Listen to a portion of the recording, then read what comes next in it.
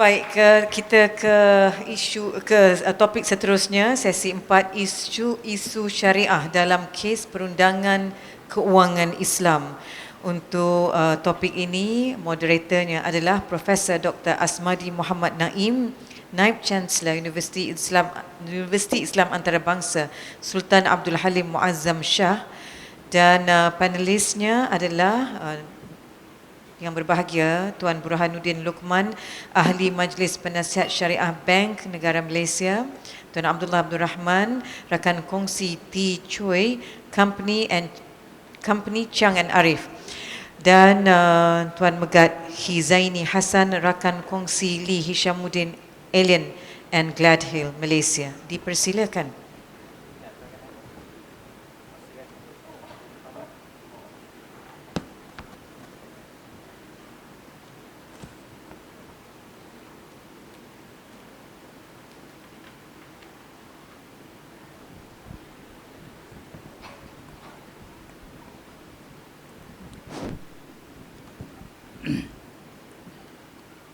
A'udzubillahi samil alim minasyaitonir rajim. Bismillahirrahmanirrahim. Alhamdulillah wassalatu wassalamu ala Rasulillah wa ala alihi wa sahbihi wa man tabi'ah wa walah. Yang berbahagia Ashabus Samahah, Mufti-Mufti, yang berbahagia Tan Sri, Datuk Sri, Datuk-Datuk, yang berbahagia Ashabul Fadilah, para ulama, profesor, tuan-tuan, puan-puan, dan seluruh hadirin sekalian, Assalamualaikum warahmatullahi wabarakatuh. Alhamdulillah, pada petang ini kita di sesi terakhir untuk hari ini, dan semoga semua dapat kekal bersama-sama kami dalam sesi terakhir, walaupun saya sedar pada saat-saat sebegini mungkin sebahagian daripada kita cuba untuk mengelak jam dan sebagainya. Walaupun bagaimanapun, kita harapkan para panelis kita yang ada pada hari ini dan di bawah tajuk isu-isu syariah dalam kes-kes perundangan keuangan Islam, insya-Allah akan berjaya mengekalkan tuan-tuan dan puan-puan untuk bersama-sama sehingga ke akhir. Jadi yang saya hormati juga ahli-ahli panel, saya perkenalkan ahli-ahli panel, walaupun saya kira ahli panel di depan kita ini telah dikenal oleh ramai lah. Jadi yang pertama, Encik Megat Hizaini Hassan merupakan rakan kongsi Tuan Lee Hishamuddin, Allen, Gladhill. Kemudian Encik Mazlan Hussein, rakan kongsi senior CSQ Law Advocates and Solicitors. Kemudian Ustaz Burhanuddin Luqman yang merupakan Ahli Majlis Penasihat Syariah Bank Negara Malaysia. Jadi selamat datang kepada semua panelis pada sesi kita pada petang ini. Jadi disebabkan masa kita yang agak terhad, jadi kita akan meneruskan sebagaimana format kita pada hari ini. Pada sesi-sesi yang lepas, kita akan memberi setiap daripada ahli panel lebih kurang 10 minit lah, 10 ke 12 minit untuk memperkatakan, untuk membentangkan pandangan mereka masing-masing pada tajuk ini. Jadi saya nak bermula dengan Cik Megat dulu, ya, berkaitan dengan isu-isu syariah dalam kes perundangan keuangan Islam. Mungkin Cik Megat boleh khususkan dahulu untuk kita menelusuri latar belakang perkembangan sistem perundangan keuangan Islam, khusus kalau boleh dikaitkan dengan pematuhan syariah. Dipersilakan. Okey, terima kasih Tuan Moderator Prof. Asmadi, dan terima kasih juga pada pihak menganjur. Assalamualaikum warahmatullahi wabarakatuh. Ucapkan kepada para hadirin sekalian. Terima kasih kerana memberi saya peluang untuk berkongsi pendapat bersama ahli panelis lain berkaitan dengan isu-isu yang dibincangkan pada sesi pada petang ini. Berkaitan dengan isu aspek perkembangan sistem perundangan keuangan Islam dan aspek kepatuhan syariah. Kita boleh lihat perkembangan dari segi aspek kepatuhan syariah berdasarkan beberapa fasa dari segi penggubalan undang-undang. fasa pertama yang boleh dilihat ialah pada peringkat awal di mana perbankan Islam telah diwujudkan di Malaysia lebih kurang 40 tahun yang lalu. Dan ini boleh dilihat kalau kita lihat penggubalan Akta Bank Islam lebih kurang 40 tahun yang lalu, yang disusuri dengan Akta Takaful juga lebih kurang sama, di mana di dalam Akta Bank Islam terdapat beberapa langkah kawalan berkaitan kepatuhan syariah. Salah satu langkah yang terkandung dalam Akta Bank Islam berkaitan kepatuhan syariah berkaitan dengan tujuan dan operasi aktiviti tujuan dan operasi perbankan Islam yang dilakukan oleh bank tersebut, bank Islam Malaysia tersebut. Antara syarat yang diletakkan sebagai syarat lesen dalam Akta Bank Islam ialah bank tersebut harus memastikan bahawa tujuan dan operasi aktiviti bank perbankan Islam tersebut tidak melibatkan apa-apa elemen yang tidak diluluskan oleh agama Islam. Jadi cara kepatuhan syariah dinyatakan dengan cara negatif. Tidak melibatkan apa elemen yang tidak diluluskan atau tidak dibenarkan oleh hukum syarak. Selain daripada langkah kawalan tersebut berkaitan dengan tujuan dan matlamat operasi bank, terdapat juga satu lagi syarat berkaitan kepatuhan syariah, dan ia berkaitan dengan penubuhan jawatan kuasa syariah atau dipanggil pada waktu itu Badan Penasihat Syariah di peringkat bank, di mana peruntukan yang ada memang agak umum. Ia menyatakan bahawa bank Islam tersebut mesti menubuhkan Badan Penasihat Syariah yang memberi nasihat mengenai perkara syariah untuk bank tersebut, dan juga memberi jaminan kepada bank bahawa aktiviti yang dijalankan oleh bank Islam tersebut tidak melibatkan apa-apa elemen yang tidak diluluskan oleh agama Islam. Jadi phrase itu memang dipakai juga throughout Akta Bank Islam. Elemen yang tidak melibatkan apa elemen yang tidak diluluskan oleh agama Islam. Dan saya rasa Encik Mazhar akan juga melihat beberapa kes di mana frasa ini telah ditafsirkan oleh mahkamah. Apa yang dimaksudkan dengan term tidak melibatkan apa elemen yang tidak diluluskan oleh agama Islam. Dia menjadi satu perdebatan mahkamah juga. Walau bagaimanapun pada peringkat awal itulah langkah kawalan yang ada pada tahap minima dan agak umum. Dan kita lihat bahawa peringkat mekanisme patuh syariah itu dipertingkatkan lagi pada pertengahan 90-an dengan pindaan yang dibuat pada akta untuk bank-bank konvensional, di mana bank-bank konvensional dibenarkan pada awal 90-an untuk menjalankan aktiviti perbankan Islam melalui konsep tingkap perbankan Islam atau Islamic Banking Window. Di bawah pindaan yang dibuat pada akta bank konvensional, iaitu Akta Bank dan Institusi Kewangan 1989, terdapat beberapa peruntukan yang juga berjurus kepada kepatuhan syariah. Sebagai contoh, salah satu syarat yang diletakkan dalam peruntukan tersebut ialah sebelum bank konvensional membuat atau menjalankan aktiviti perbankan Islam, bank tersebut hendaklah membuat rundingan dengan bank negara. Dia tidak menyatakan bahawa kelulusan bank negara perlu didapat ataupun kebenaran bertulis harus dapat. Cuma apa yang dinyatakan dalam peruntukan ialah bank tersebut haruslah atau hendaklah membuat rundingan dengan bank negara. Selain dari itu, ada juga syarat dalam pindaan tersebut yang menyatakan bahawa bank konvensional tersebut, jika ia ingin menjalankan perbankan Islam, bank tersebut harus mematuhi apa-apa arahan bertulis yang dikeluarkan oleh Bank Negara Malaysia berkaitan dengan perbankan Islam.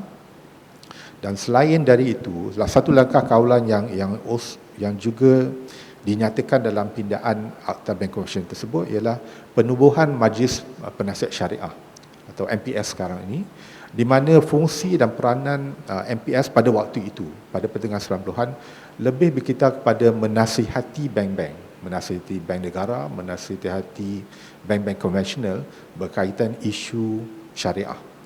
Jadi pada waktu itu peruntukan yang ada memang agak umum dan kuasa yang diberi pada Majlis Penasihat Syariah atau MPS Bank Negara agak terhad untuk memberi nasihat pada bank negara dan juga pada bank konvensional.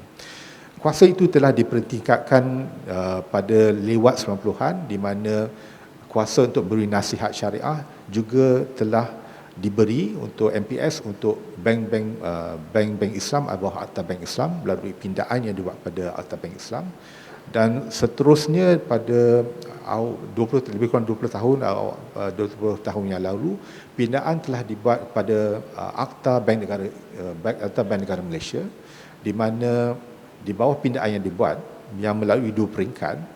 Pindaan peringkat pertama dibuat dalam tahun 2003 dan peringkat kedua melalui penggubalan akta baru untuk Akta Bank Negara Malaysia pada 2009. Di dalam pindaan yang tersebut dalam 2 fasa 2003 dan 2009, beberapa peruntukan telah dibuat untuk mempertikatkan lagi fungsi dan peranan yang dimain oleh MPS.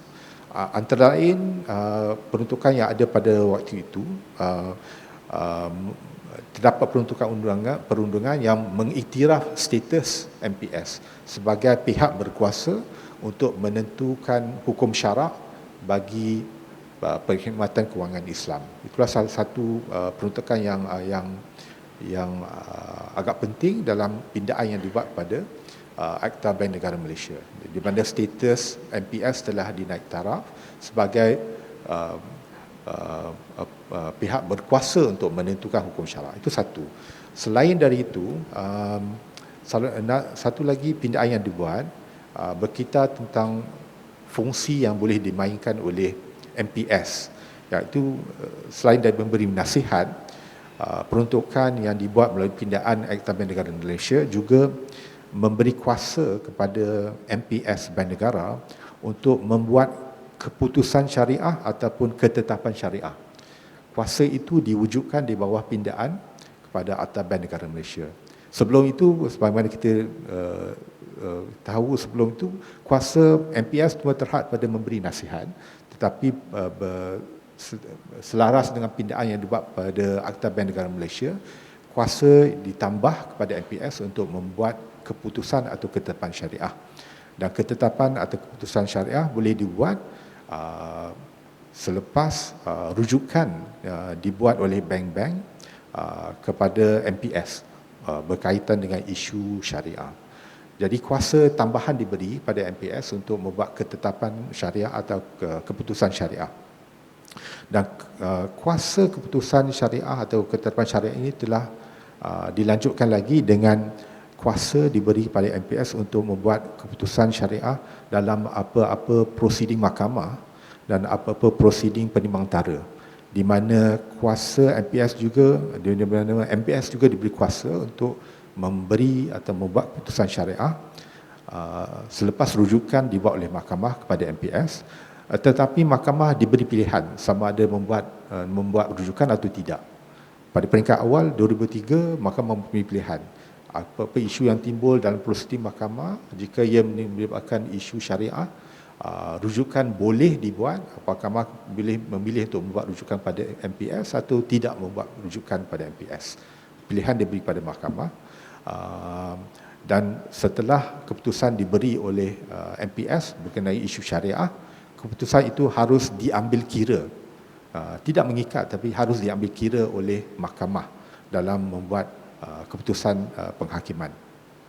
Dari peringkat awal, kuasa diberi pada MPS untuk membuat keputusan syariah dalam prosiding mahkamah, tetapi mahkamah mempunyai pilihan sama ada untuk membuat rujukan atau tidak, dan juga mahkamah ada pilihan sama ada untuk mengikut atau tidak mengikut keputusan syariah yang dibuat oleh MPS, di mana apa yang harus dibuat oleh mahkamah, dia harus mengambil kira sahaja. Itu pada peringkat awal pada pindaan 2003 pada Akta Bank Negara Malaysia. Tapi pada peringkat yang kedua pada 2009, pindaan telah dibuat atau penggubalan Akta baru Bank Negara Malaysia telah buat pada 2009 yang menyatakan bahawa keputusan MPS mengenai isu syariah yang dibuat dalam prosedur mahkamah hendaklah mengikat mahkamah atau hakim mahkamah. Itu satu perkembangan yang baru dan menaikkan status keputusan syariah MPS menjadi sesuatu yang mengikat mahkamah. Dan juga satu lagi perkara yang dibuat melalui pindaan pada 2009 ialah mahkamah tiada pilihan. Jika isu syariah timbul dalam prosedur mahkamah, mahkamah hendaklah membuat rujukan kepada rujukan kepada MPS untuk keputusan syariah, ataupun mahkamah hendaklah mengambil kira apa keputusan yang telah dibuat sebelumnya oleh MPS berkaitan dengan isu syariah. Jadi status keputusan syariah telah dipertingkatkan atau ditambah baik berdasarkan pindaan yang dibuat kepada Akta Bank Negara pada tahun 2009. Jadi kita boleh lihat evolusi dari segi peningkatan kuasa dan fungsi MPS daripada 96 95 di mana kuasanya hanya memberi nasihat kepada peringkat pindaan yang dibuat pada 2009 di mana status keputusan syariah telah diberi pengiktirafan undang-undang, dan juga keputusan syariah jika dibuat dalam prosedur mahkamah hendaklah mengikat hakim berkaitan dengan isu syariah tersebut. Okay, selain daripada pindaan yang dibuat pada Akta Bank Islam, daripada Akta Bank dan Institusi Kewangan dan juga Akta Bank Negara, terdapat juga penggubalan Akta Perkhidmatan Kewangan Islam yang dibuat pada 2013 yang menambah baik dan juga memperincikan langkah-langkah kawalan patuh syariah. Sebagaimana yang sedia maklum, antara langkah yang terkandung dalam Akta Perkhidmatan Kewangan Islam 2013 ialah terdapat peruntukan untuk kepatuhan syariah dan juga peruntukan untuk mematuhi apa-apa standard yang dikeluarkan oleh Bank Negara berkaitan dengan syariah. Dan jika peruntukan itu dilanggar, maka ia merupakan satu kesalahan jenayah yang jika sabit kesalahan boleh membawa pada hukuman penjara tidak lebih daripada 8 tahun ataupun denda tidak melebihi 25 juta ringgit atau kedua-duanya sekali. Jadi status kepatuhan syariah telah dipertingkatkan lagi dengan adanya penggubalan Akta Perkhidmatan Kewangan Islam. Dan selain daripada peruntukan tersebut, terdapat juga peruntukan untuk penubuhan jawatan kawasan syariah untuk sebarang institusi yang melakukan perbankan Islam ataupun apa-apa perkhidmatan kewangan Islam yang lain, seperti contohnya syarikat takaful.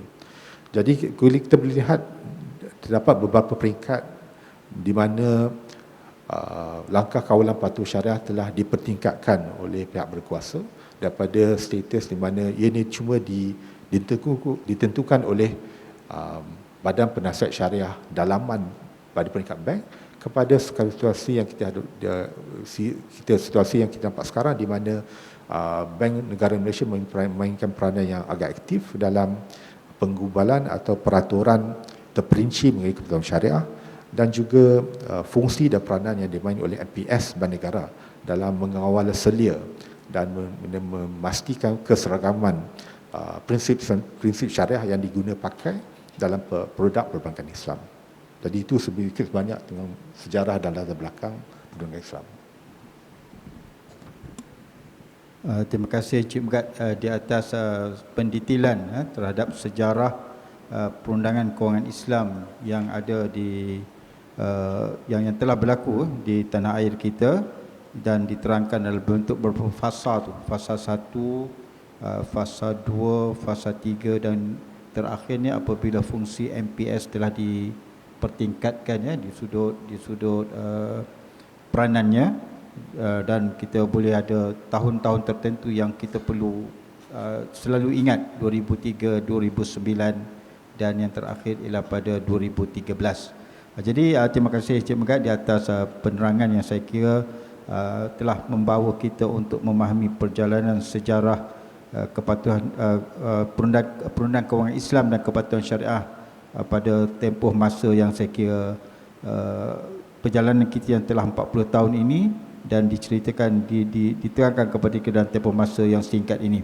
Saya pergi kepada Ustaz Burhanuddin Luqman berkait dengan kepatuhan isu-isu syariah dan sistem mahkamah, mungkin Ustaz terdapat faktor-faktor yang kadang-kadang mahkamah tidak terlalu meraihkan suatu transaksi yang kita lihat penasihat-penasihat syarah telah memberikan kelulusan kepada transaksi-transaksi tersebut, tetapi mahkamah melihat sebaliknya. Mungkin Ustaz Burhan melihat di sini mungkin adakah di sana ada unsur-unsur konflik di antara undang-undang kewangan semasa dengan syariah, dan adakah di sana jalan untuk diharmonikan perkara-perkara tersebut? Sila Ustaz Burhan.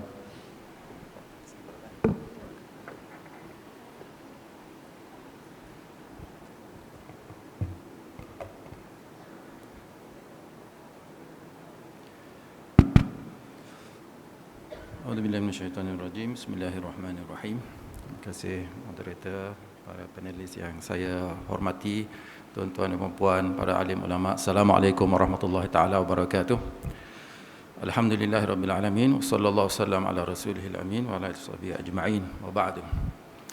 Dalam masa yang agak suntuk ini, menyentuh apa yang dibangkitkan oleh Profesor moderator kita,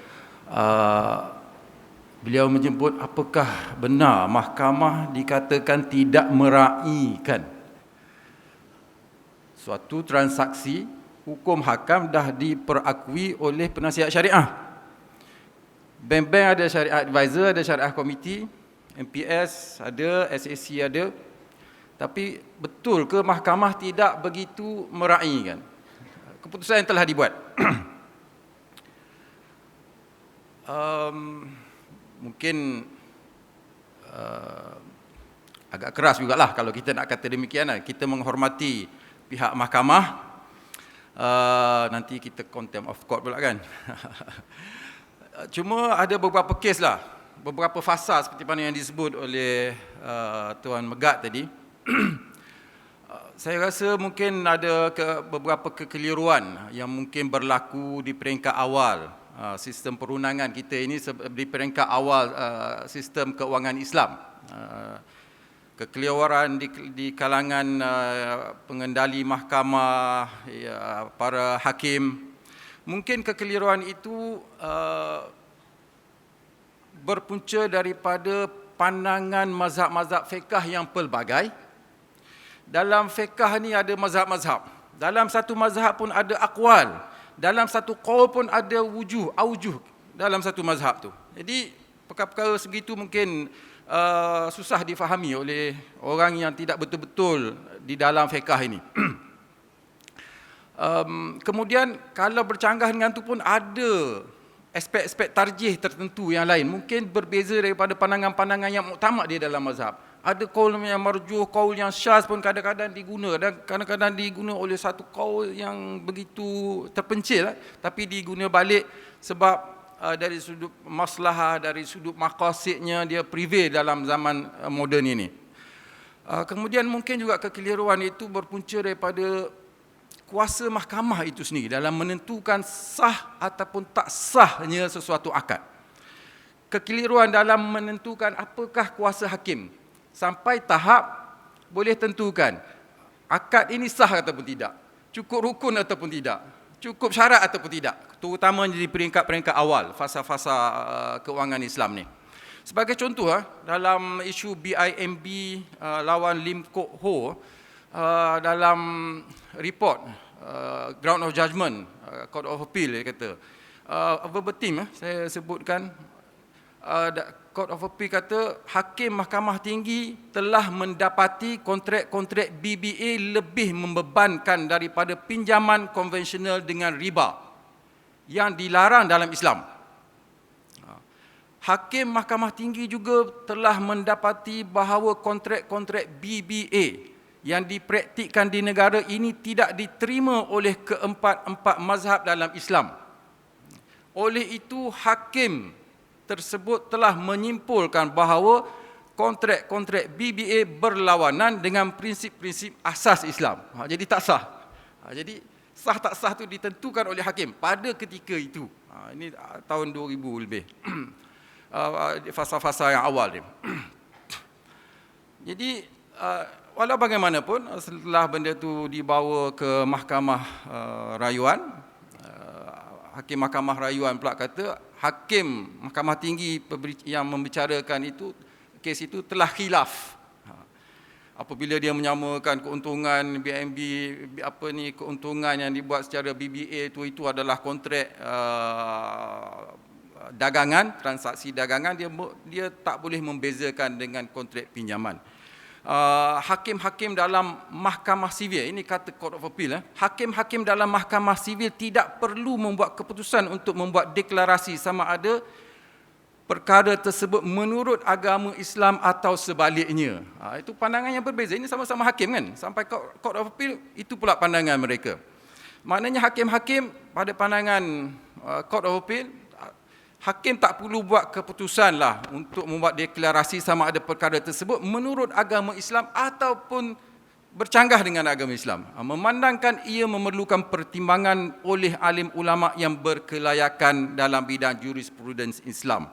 Ini kata Court of Appeal.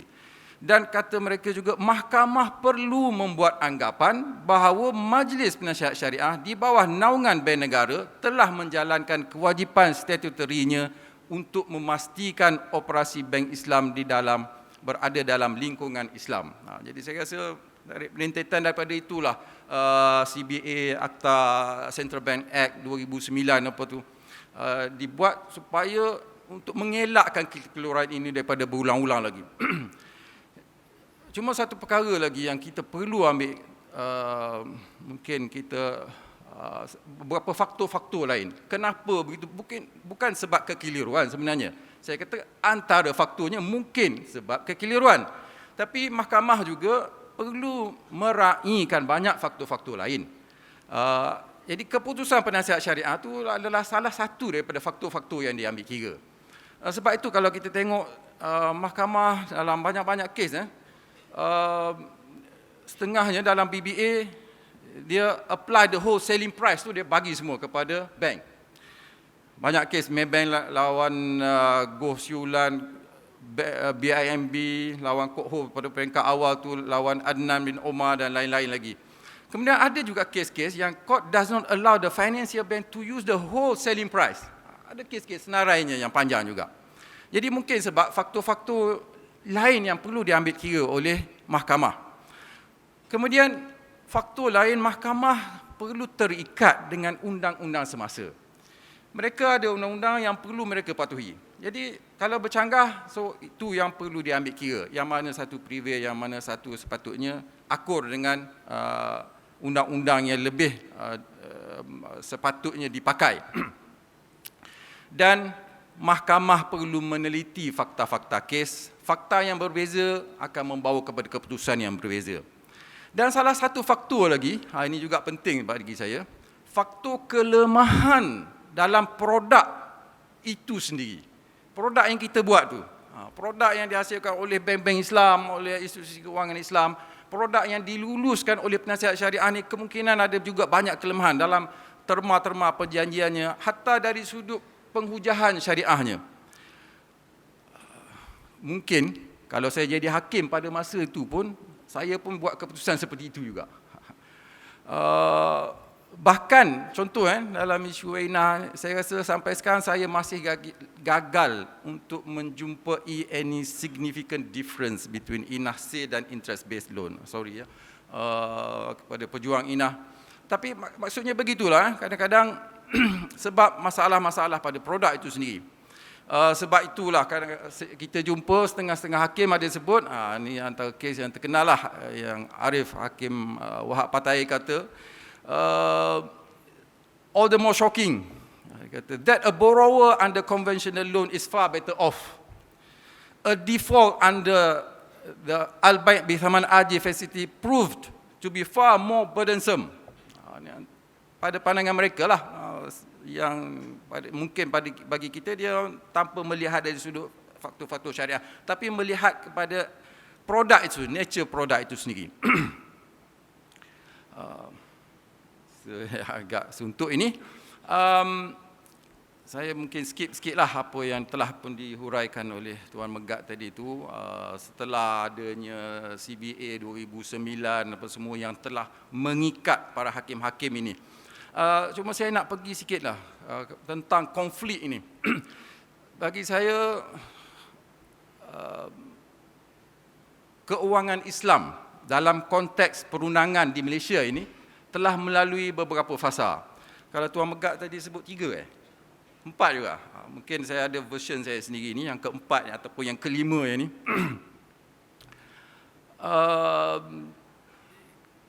Dia telah bermula dengan baik.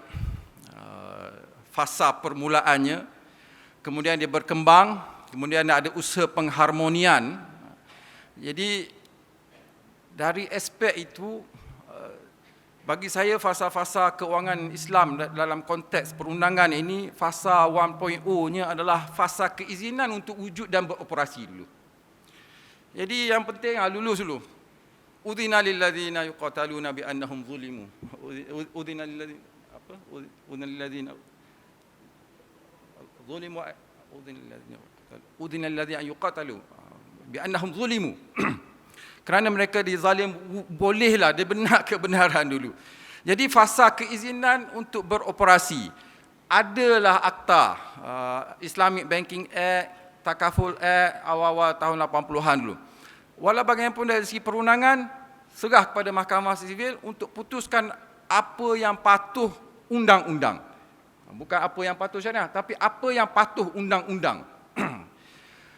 Mungkin ada 1.1, 1.2, kemudian 2.0. Fasa 2.0 adalah mahkamah syariah dan orang syariah yang putuskan apa yang patuh syariah. Apabila dah ada Central Banking Act apa semua 2009, IFSA 2013, kemudian adanya polisi dokumen yang dikeluarkan oleh Bank Negara dan SAC berperanan untuk ascertain apa yang syariah dan apa yang tidak syariah. Dan fasa 3.0 adalah fasa untuk mengurangkan, menangani konflik-konflik. Ada Law Harmonization Committee. Sebab tu ada polisi-polisi dokumen. Daripada 2013 tu banyak polisi-polisi dokumen. Syariah di codification of syariah dalam bentuk polisi-polisi dokumen. Apa yang sah, apa rukun-rukunnya, apa syarat-syaratnya. Jadi senang dirujuk dan menjadi dokumen yang boleh terus dirujuk oleh mahkamah. Dan mungkin selepas ini akan ada fasa 3.1, 3.2. Dan ke mana selepas itu? Pada saya ini yang mungkin ramai di hadapan saya ni orang-orang syariah yang perlu untuk sama-sama kita fikirkan. Yang saya ingin sama-sama untuk ajak berfikir pada hari ini, bilakah fasa syariah yang memutuskan urusan keuangan? Sekiranya sebelum ini kita kata keuangan Islam itu persoalannya dulu, apakah undang-undang tentang keuangan Islam di Malaysia ini ada konflik dengan syariah. Jadi fasa seterusnya ini, fasa yang sepatutnya selepas ini, undang-undang di Malaysia ini sejauh mana ia patuh syariah. Kalau dulu syariah tu sejauh mana dia selari dengan undang-undang Malaysia. Sepatutnya selepas ini, undang-undang Malaysia itu sejauh mana selari dengan syariah.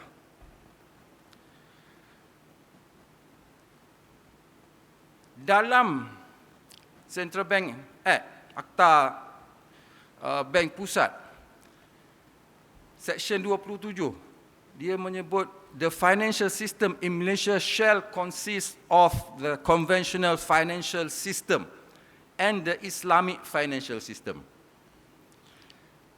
Sistem keuangan Malaysia mesti wujud dual system. Mungkin pada peringkat awal dia adalah untuk accommodate Islamic finance, biar dia wujud dulu. Tapi kalau fasa keempat ini, 4.0, 4.0 ni, kita lihat, oh ini dah terbalik. Kalau kita masih lagi redha dengan clause ini, dari sudut syariah dia bercanggah ke tidak?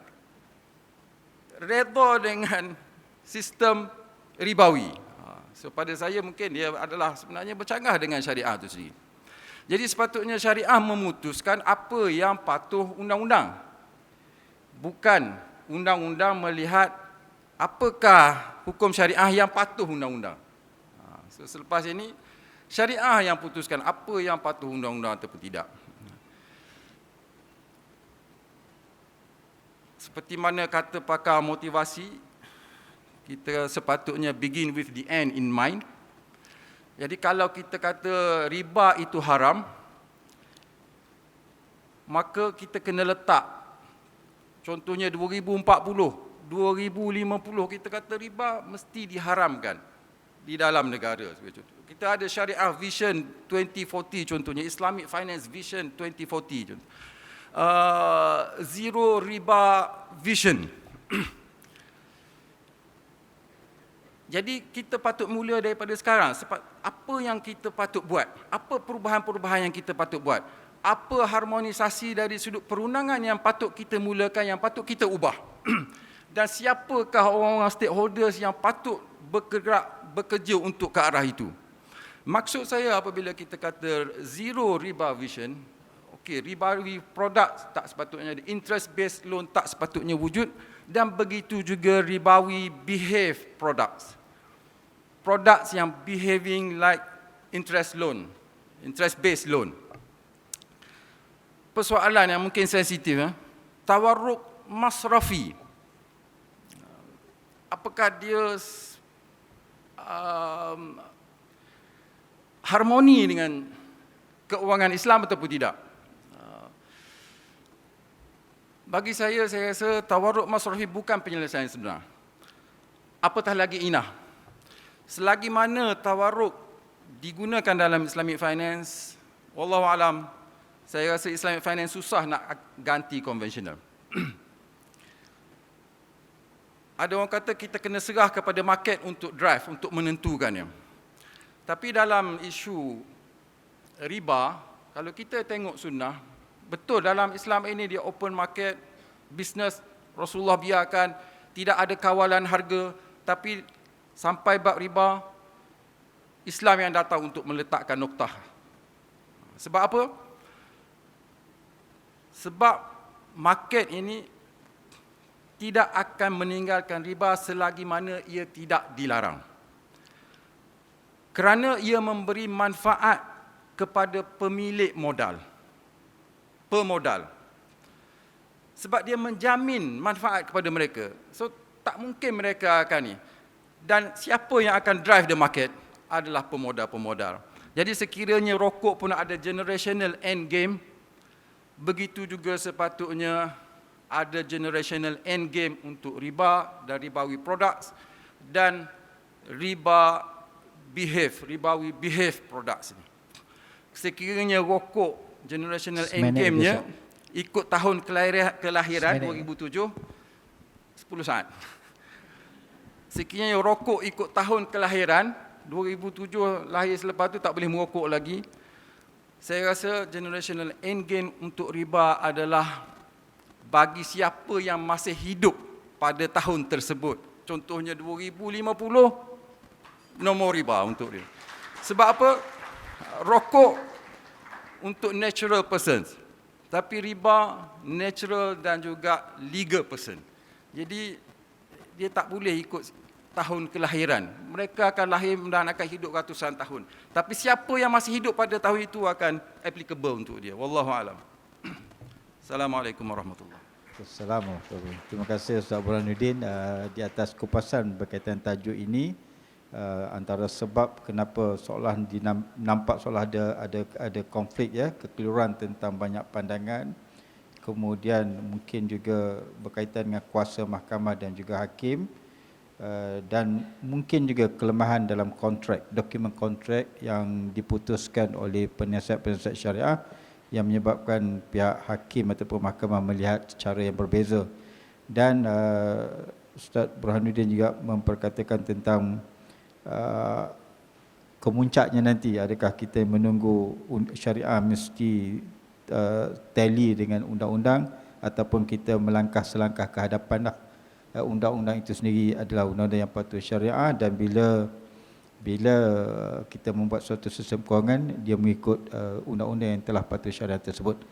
Tapi saya nak patah balik sedikit kepada Encik Mazlan daripada langkah yang Ustaz Burhan nak bawa ke depan tadi, nak patah balik kepada mungkin kepada isu-isu kewangan dah.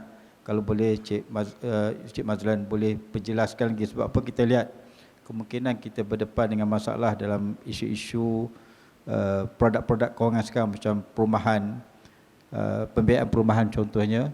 Begitu juga kita lihat di peringkat global juga kita berdepan dengan beberapa isu bagaimana proses perundangan digunakan untuk mencabar keputusan-keputusan syariah. Contoh kes, kalau capital market, kes dana gas di UAE contohnya, dan di negara kita sendiri kes mencabar MPS di keputusan MPS di Mahkamah Persekutuan yang telah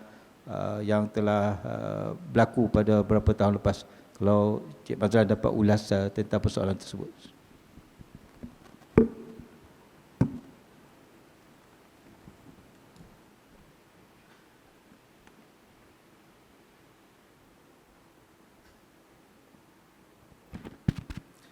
Bismillahirrahmanirrahim. Assalamualaikum warahmatullahi taala wabarakatuh.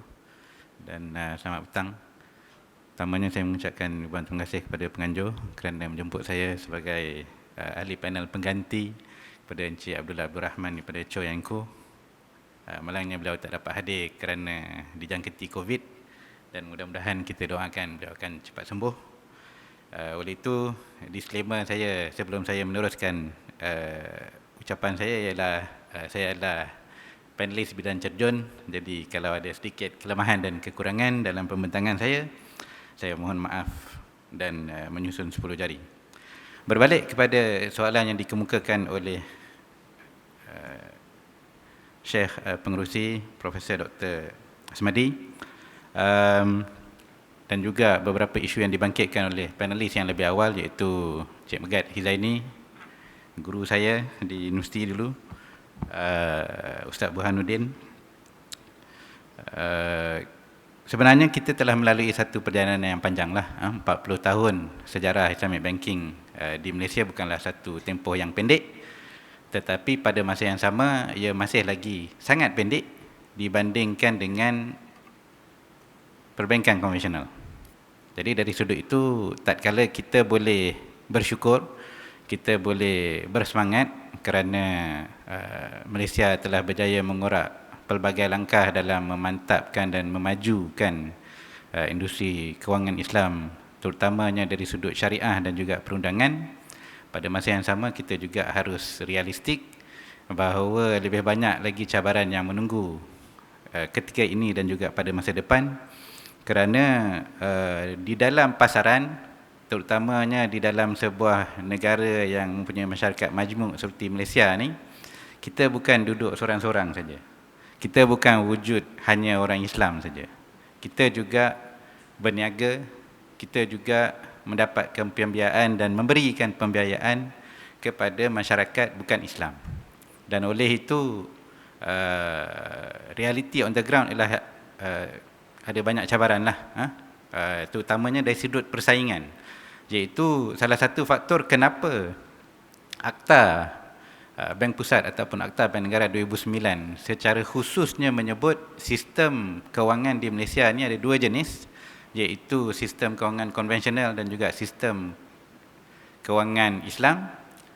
Sebenarnya antara lain adalah disebabkan realiti sejarah dan juga realiti semasa, bahawa perbankan di Malaysia ni bukan wujud-wujud je terus ada perbankan Islam dahulu.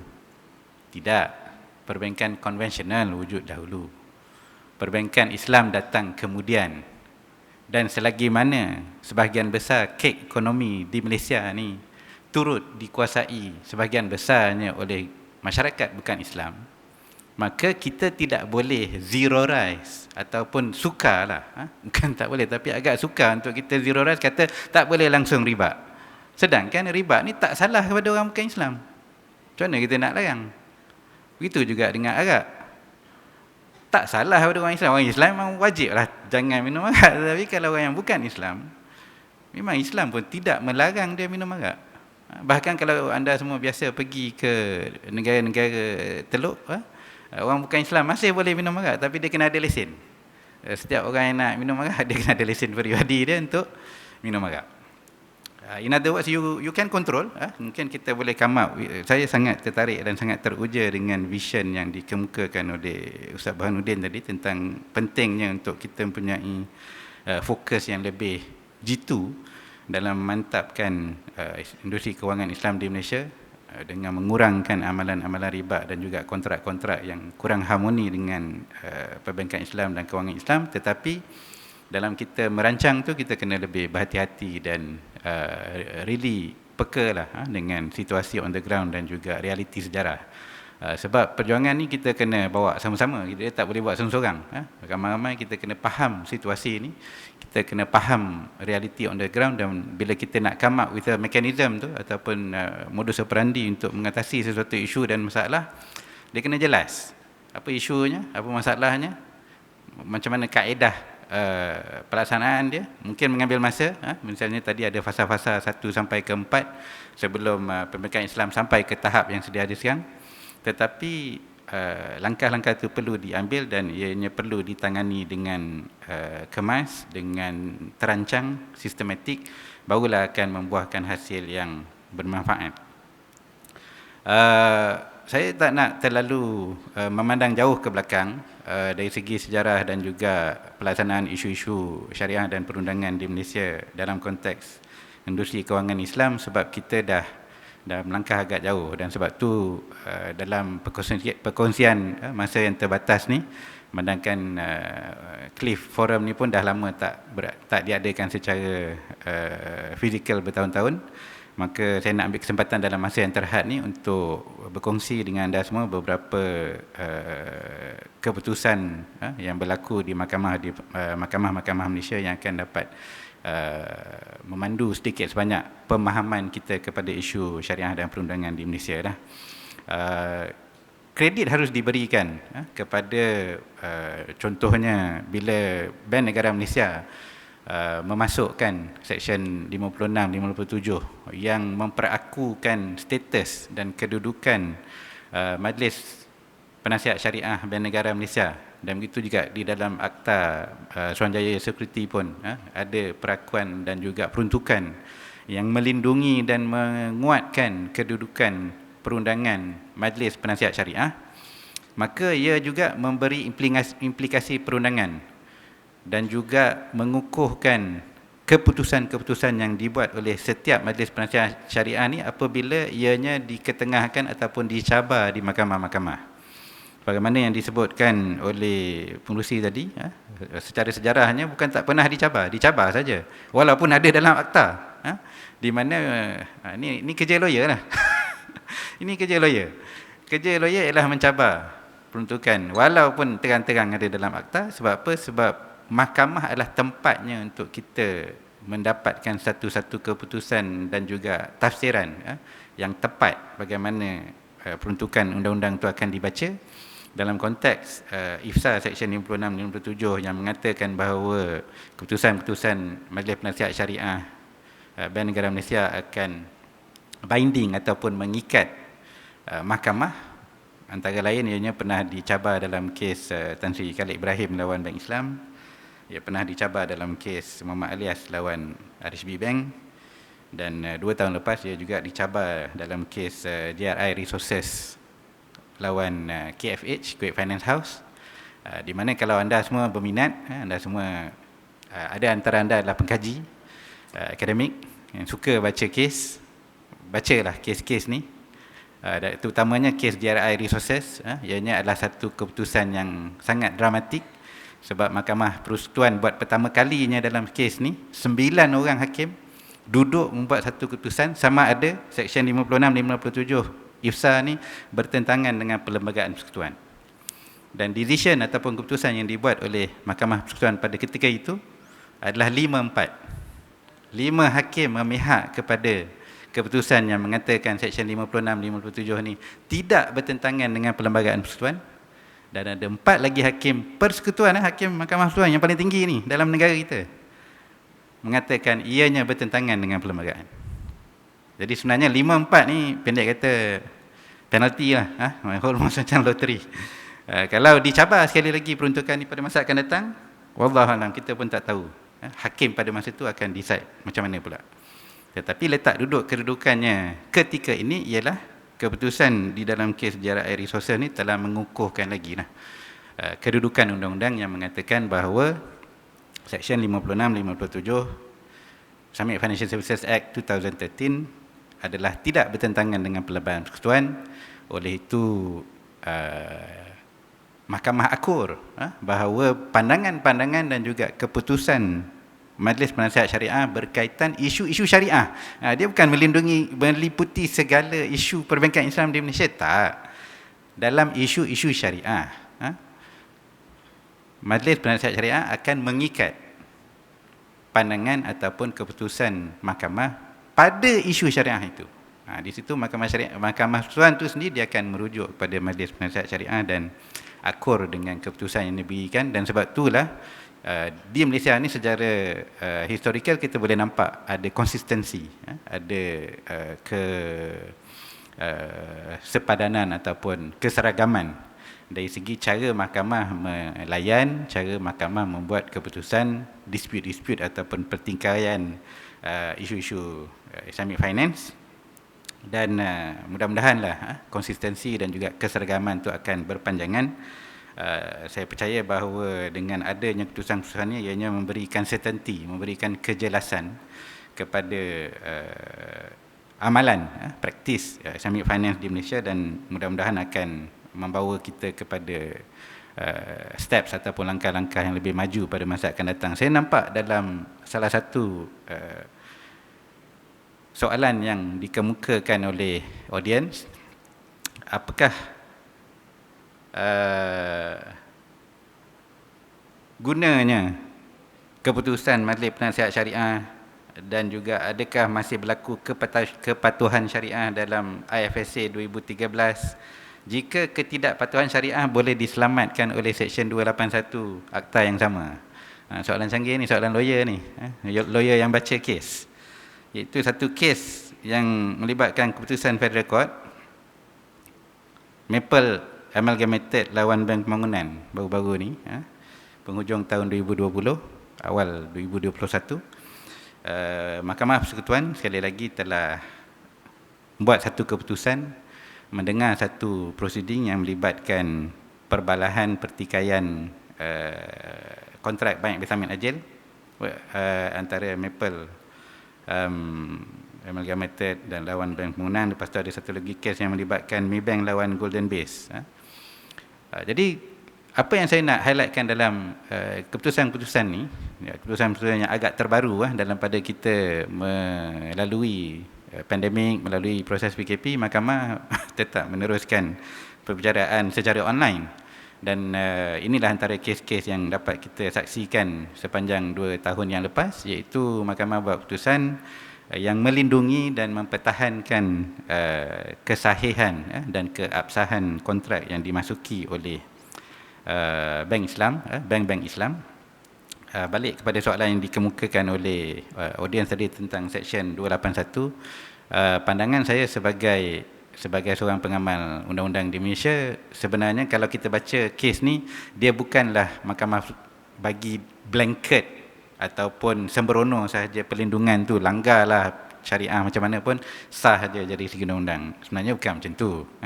Dia sebenarnya akan melihat kepada fakta kes, iaitu sebenarnya cara kita mendokumentkan kontrak tu.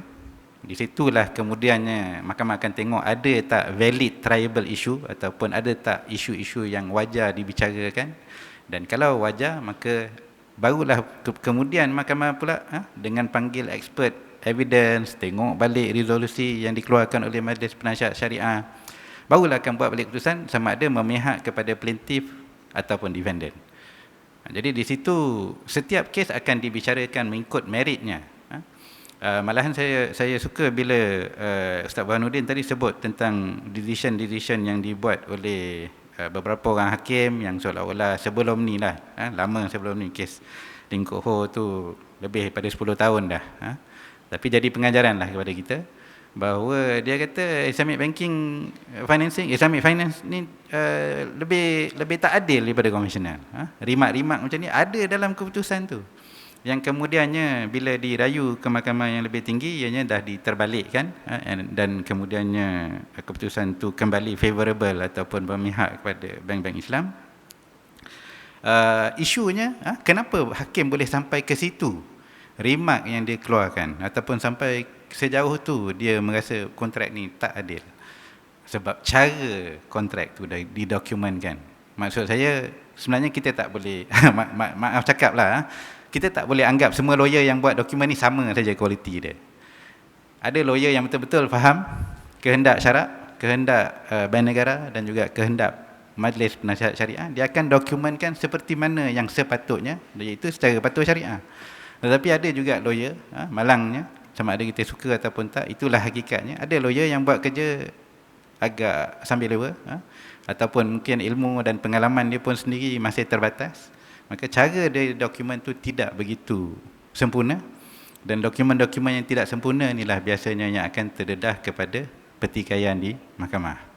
Dan sebab tu memandangkan sebagian besar daripada anda juga yang bertugas di dalam bank, anda memahami bahawa anda bertanggungjawab untuk menguruskan risiko bank. Inilah risiko dari segi perundangan. Kadang-kadang walau macam mana kita usahakan pun, datang satu lawyer yang buat kerja tak betul, dokumen tak lengkap, tak sempurna. Misalnya kalau dokumen-dokumen tertentu tidak di timestampkan dengan betul, akan jadi isu tak patuh syariah. Pada akhirnya pengalaman saya yang terbatas sebagai seorang lawyer di Malaysia, saya mempunyai sepenuh keyakinan kepada sistem perundangan dan juga mahkamah di Malaysia dalam kes-kes perbankan Islam. So far so good. Bagi saya ianya jauh mendahului dan jauh mengatasi sistem perundangan di negara-negara lain di dunia ini, dan oleh itu kredit harus diberikan bukan saja kepada bank negara, SC sebagai badan kawal selia, tapi juga kepada semua pemain-pemain industri kerana sentiasa menambah baiklah dari segi amalan perundangan dan juga syariah di Malaysia, termasuklah dari segi produk-produk, cara dokumentasi dan sebagainya. Berkait dengan cara dokumentasi ini, saya nak sentuh bahawa mungkin 10-20 tahun dulu bila bank negara tak keluarkan polisi dokumen tentang akad-akad yang perlu dipatuhi, cara-cara dokumentasi, mungkin pada zaman tu lawyer pun tak ada presiden, tak ada guidance macam mana nak buat dokumen. Dia pun main tiru je sebagian besar dokumentasi dia daripada konvensional, jadilah macam tu. Tetapi hakikatnya sekarang disebabkan adanya garis panduan daripada bank negara, adanya panduan daripada Jawatankuasa Syariah, adanya dalam garis panduan ataupun polisi dokumen dikeluarkan oleh bank negara itu sendiri ada classification, di perenggan tepi itu ditulis S, maknanya mandatory, wajib patuh syariah, wajib kena ada clause ni, ataupun G, ada elok, tak ada tak apa, tapi ada tu elok. Dianya persuasif. Jadi sepatutnya lawyer kena aware ataupun kena peka dengan adanya garis-garis panduan ni, dan sebab tu improve cara kita mendokumentasikan dokumen-dokumen perbankan syariah. Final point ialah saya nak tegaskan bahawa sebenarnya industri bukan saja perbankan Islam saja, konvensional pun hari-hari dalam court ada je dispute. Jadi kita jangan terlalu ralat ataupun terlalu takut dengan adanya dispute. Melainkan kalau dispute itu salah kita dan tanggungjawab kita patut takutlah atas dasar accountability. Tapi kalau dispute itu atas dasar memerlukan pencerahan, guidance kurang, ataupun memang bank negara pun tak keluar lagi fatwa-fatwa tentang isu-isu tertentu, maka elok juga dibawa ke mahkamah, didapatkan perincian dan juga pencerahan, supaya ianya akan memudahkan amalan kita kemudian hari.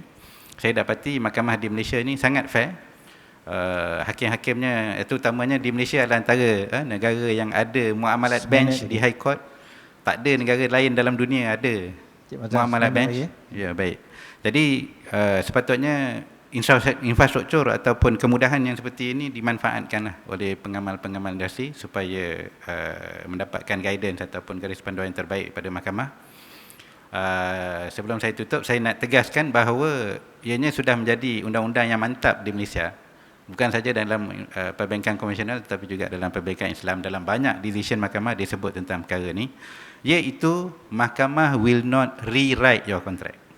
Macam mana you menghadap mahkamah, macam mana you bawa kontrak you, macam itulah mahkamah akan buat keputusan. Jadi kalau keputusan tu tidak memihak kepada you, kena semaklah cara kita menyediakan dokumen. Mungkin ada salah silapnya. Dan begitu juga kalau keputusan tu memihak kepada you, alhamdulillah, maknanya kita kena pertahankan dokumen yang disediakan dengan baik, sebab mahkamah akan melihat kepada ketertiban dalam penyediaan dokumen, dan jarang sama sekali mahkamah akan rewrite keputusan yang peruntukan yang sedia ada dalam dokumen. Jarang. Ianya bertentangan dengan undang-undang yang mantap yang sedia ada di Malaysia. Dalam kes Lim Koh Ho tu, bila dirayu, Mahkamah Rayuan mengatakan bahawa hakim ni telah tersilap arah dengan rewrite the contract. Tak sepatutnya berlaku. Saya harap penjelasan itu sedikit banyak bermanfaat untuk anda, dan jazakallah khair. Assalamualaikum warahmatullahi wabarakatuh. Terima kasih. Terima kasih Cik Mazlan di atas huraian yang diberikan. Kalau saya boleh simpulkan, beliau telah memperkatakan tentang realitis masa dalam pembentukan perundangan di negara kita. Kemudian beliau membentangkan beberapa kes dan akhirnya berkaitan dengan kes di Mahkamah Persekutuan telah buat masa ini memperkukuhkan kedudukan Majlis Penasihat Syariah dan menambahkan kepastian kepada industri ini. Dan beliau menghuraikan tentang Seksyen 281 tu. Saya ingat saya tak ulas. Kemudian cara dokumentasi dipertekankan. Saya ingat penasihat syariah pun kena mainkan peranan yang lebih orang kata lebih berhati-hatilah. Dokumentasi legal dokumen tu pun vetting nak kena proper supaya kita dapat memberi penasihatan yang baik, sebab mahkamah akan buat keputusan berdasarkan kepada dokumen-dokumen tersebut. Dan beliau mengingatkan kalau ada kes di mahkamah konvensional pun ada setiap hari. Jadi kalau ada pada Islamic Bank pun suatu benda yang normal, orang mencabar, cuma kita tak mau cabaran tersebut disebabkan oleh kelemahan kita dalam mendraftkan dokumen kontrak. Jadi kita nak buka kepada hadirin soalan kepada ahli panel kita. Kita siapa yang nak bertanya boleh dapatkan mikrofon daripada urus dia. Manakala secara online di depan saya ni ada banyak soalan ni. Satu tadi telah disentuh oleh Cik Mazlan. Kalau saya mulakan dengan adakah ketidakpatuhan kepada IFSA, SGPD atau PD berkaitan syariah akan dihukum terus sebagai syariah non-compliant atau boleh jadi isu operational lapse sahaja. Kemudian yang kedua, bagaimana dengan isu syariah governance, adakah ianya suatu isu syariah? Kemudian pada Orient BNM ada diberi contoh takaful agent misappropriate participant distribution boleh memberi kesan kepada akad wakalah dan juga isu fraud. Mohon komen. Kalau dalam tiga ni saya ingat siapa ahli panel yang bersedia untuk komen? Sila. Boleh Cik Mengat. Komen sikit mungkin boleh sambung. Sabrah dulu. Saya bagi kebebasan pada panel. Okay. Kalau bercanggah dengan mana-mana polisi daripada SAC, polisi dokumen ke yang dikeluarkan yang berkaitan syariah, mungkin dari sudut syariah benda tu tak batal kontrak, tapi dia bercanggah dengan arahan yang ada, sama ada daripada bank negara yang berkaitan dengan syariah lah, ataupun yang dikeluarkan oleh syariah komiti. Maka sepatutnya itu di report dalam Orion sebagai esensi syariah non-compliance, dan tidak semestinya dia membawa kepada pembatalan akad ataupun akad tu jadi invalid, tak semestinya begitu. Tapi dari segi reporting dia sebagai esensi. Syariah governance, saya serah pada lawyer. Soalan mana tu? Oh? Yang mana satu soalan? Yang pertama apa? yang tidak patuhan IFSC itu ada dihukum terus sebagai syariah non compliance. Pada pendapat saya, kita tak boleh lihat melalui kacamata sama ada dia compliant atau tidak dengan syariah. Mungkin dia isu regulatory, sama ada dia akan menyebabkan ketidakperluan pada syarat-syarat atau peruntukan undang-undang, dan dia tidak semestinya menjadi satu isu syariah non compliance. Tapi apa mungkin yang dilihat ialah ada perbezaan sebagai dinyatakan Ustaz Burhan, di mana isu yang non compliance dilihat sebagai satu isu yang melibatkan reporting requirement pada anda orayan, dan bukannya satu isu yang menimbulkan semestinya melibatkan implikasi pada akad tersebut. Jadi bergantung juga. Jadi kita boleh membuat satu kenyataan bahawa dia berlaku saja ketidakpatuhan, maka ia menimbulkan isu syariah non compliance. Tak semestinya. Dan jika kita lihat peruntukan dalam ISA berkaitan dengan kepatuhan syariah, ia berkaitan dengan kepatuhan syariah pada keputusan syariah yang dibuat oleh MPS, dan bukannya pada peruntukan garis panduan dalam dibuat oleh Bank Negara ataupun dokumen dasar Bank Negara. Jadi definisi ketidakpatuhan syariah telah dibuat dalam peruntukan Seksyen 28 yang mengatakan ia menunjuk pada keputusan MPS sahaja. Dan ini kadang-kadang juga disilap faham oleh mahkamah. Kalau kita lihat contohnya satu kes yang diputuskan tahun lepas, tak silap ya, kes Pan Northern Maybank dan keputusan Mahkamah Harian. Mahkamah dalam meneliti sama ada keputusan rujukan perlu dibuat pada MPS telah mengambil kira bahawa sebelum rujukan dibuat, mahkamah perlu membuat penilaian sama ada terdapatnya sebarang dokumen dasar ataupun garis panduan yang dibuat oleh Bank Negara Malaysia berkenaan dengan isu syariah. Dan jika ada, isu itu tidak harusnya dibawa pada rujukan pada MPS. Walaupun nampak macam okey, tapi sebenarnya bila kita lihat pada peruntukan yang ada, peruntukan dalam Akta Bank Negara Malaysia, peruntukan menjelaskan bahawa apa yang harus dilihat untuk menentukan sama ada rujukan dibuat ialah kita lihat sama ada any existing syariah ruling, bukannya any existing syariah policy document atau syariah guidelines. Dan itu menimbulkan satu mungkin salah faham pada peringkat hakim. Ini hakim Mahkamah Harian, bukan hakim Mahkamah Magistrat atau hakim Mahkamah Tinggi. Itu hakim Mahkamah Harian membuat kesilapan tafsiran mengenai provision peruntukan yang ada. Jadi itu sebagai satu contoh di mana isu syariah non compliance mungkin disalah faham bukan oleh orang biasa tetapi oleh mahkamah sendiri. Jadi itu satu perkara yang kita lihat dalam industri. Mungkin silap faham atau tafsiran berlaku bukan sahaja pada pegawai bank ataupun peguam membuat dokumentasi dan juga peguam yang buat hujahan di mahkamah, tapi hakim juga mungkin silap faham mengenai konsep dan tafsiran yang perlu dibuat dan peruntukan yang ada berkaitan dengan keputusan syariah MPS dan juga rujukan yang dibuat pada keputusan MCA. Itu salah satu contoh yang boleh saya bawakan. Cik Mazrul, kalau dapat respon kepada perkara yang berkaitan dengan akta kontrak. Baik, saya cuba jawab dua soalan. Satu, can Section 281 IFSA be used to enable bank to recognise profit despite the contract has been declared void? Jawapannya, kalau the contract has been declared void, tak bolehlah recognise as profit. Dari sudut apa yang you nak recognise sebagai profit? Dari segi syarat, confirm tak boleh, sebab contract tu void. You tak boleh make profit. In fact, di bawah undang-undang sedia ada pun, you cannot make illegitimate gain. Iaitu tiba-tiba ada profit daripada kontrak yang dah sedia batal pun. Tak boleh lah. Jawapannya tak boleh. Ini selain pada isu syarat, ada isu undang-undang di situ, sebab dah declare void. Yang kedua ada isu accounting lah, how do you treat the profit. Tetapi of course lah, dari segi operation, ada kaedah lah untuk mengurus item tu, profit tu, sama ada you re-enter into a valid akad. In other words, syariah non-compliance measures to address syariah non-compliance akad yang batal. Ataupun you kena waive lah profit tu, ambil principal saja balik. So ada banyak kaedah, tetapi secara asasnya, secara prinsipnya, apa yang saya boleh katakan ialah semata-mata sebab perkara tu kontrak tu batal dan dilindungi sedikit sebanyak oleh Seksyen 281, jangan ingat terus dia boleh recognize as profit. Dia tidak semudah itu. Itu yang pertama. Yang keduanya, soalan tentang adakah perkara yang tidak patuh syariah boleh termasuk dalam perkara yang membatalkan kontrak di bawah Seksyen 24 Akta Kontrak.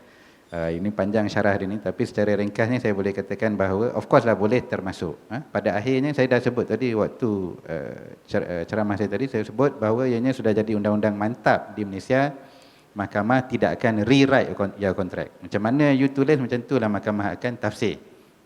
Dan kalau memang kedua pihak, pembiaya dan juga pelanggan, berniat untuk memasukkan elemen-elemen patuh syariah dalam kontrak tu, maka mahkamah akan ikat you dengan syarat yang you kenakan ke atas diri you sendiri. You tak boleh lari. Dan sebab tu bukannya mahkamah sengaja tak nak fair kepada mana pihak, sedangkan kontrak tu sendiri tak fair.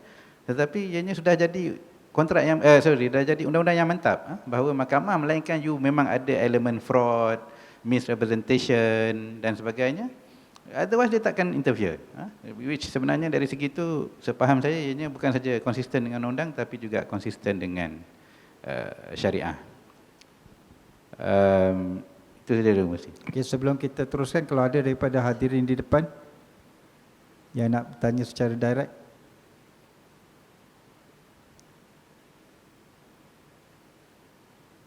Adakah? Oh, tukar tempat duduk. Saya ingat nak tanya. Ada satu soalan ni mengusi tentang what about arbitration law, what is the insight on that with regard to Islamic finance case. Sebenarnya ada satu paper yang sangat panjang dan sangat terperinci yang ditulis oleh bekas Ketua Hakim Negara iaitu Tun Abdul Hamid Mohamad tentang kenapa arbitration would not work dalam konteks kontrak perbankan. Majoritinya ataupun situasinya adalah disebabkan bank pun tak suka go to arbitration, dia suka pergi court terus. Senang dapat order, claim, summary judgment. Jadi bank sendiri secara umumnya berdasarkan letak duduk undang-undang, dia tidak melihat arbitration sebagai satu kaedah penyelesaian dispute yang sesuai, terutamanya bila sesebuah mahkamah tu, terutamanya mahkamah di Malaysia ni, proses dia agak telus, proses dia agak cepat dan proses dia agak konsisten. Ada certainty of law di situ. Dan sebab tu saya cadangkan supaya baca Google paper yang ditulis oleh Tun Abdul Hamid Mohamad tentang arbitration proses dan juga efek dia kepada Islamic finance cases. Ada hujah yang panjang tentang kenapa buat masa ni ia tidak menjadi pilihan utama lah dalam cara penyelesaian pertikaian. Okey, Ustaz Burhan, ada respon untuk soalan tambahan?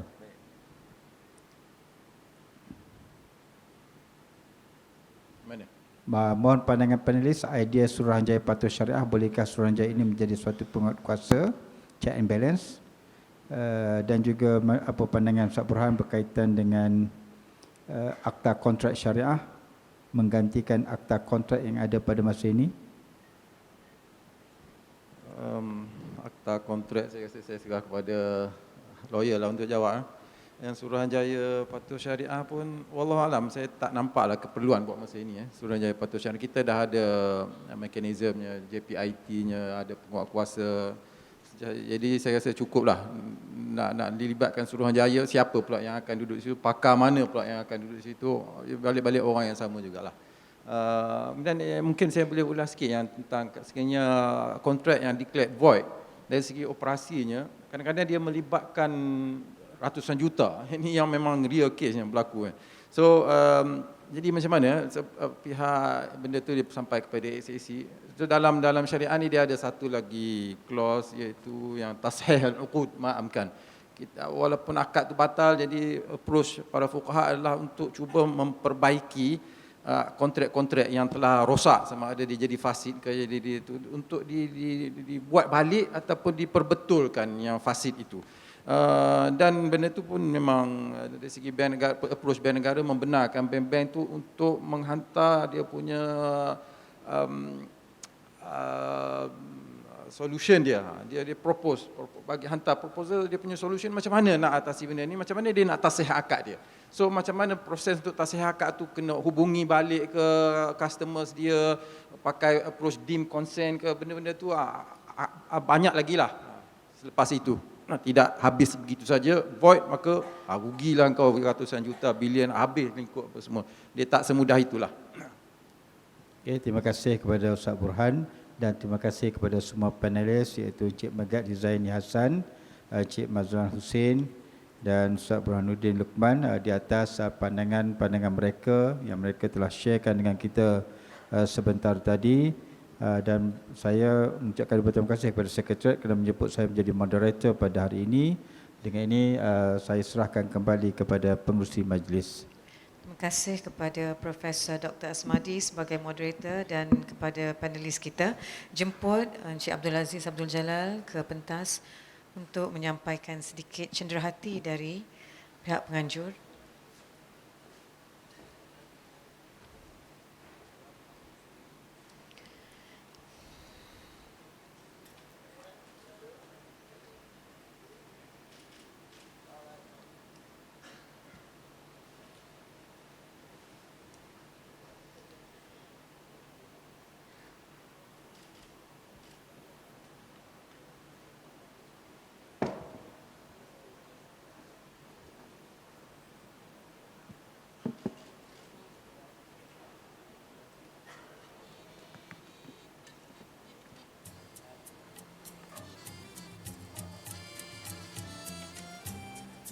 Satu pose untuk fotographers kita. Para hadirin, satu tepukan untuk moderator dan panelis kita.